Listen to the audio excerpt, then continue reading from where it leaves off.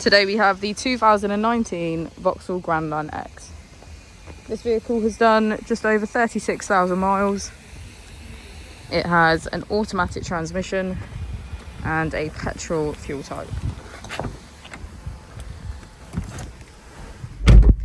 To the left of our steering wheel, we have cruise control as a feature, as well as our heated steering wheel.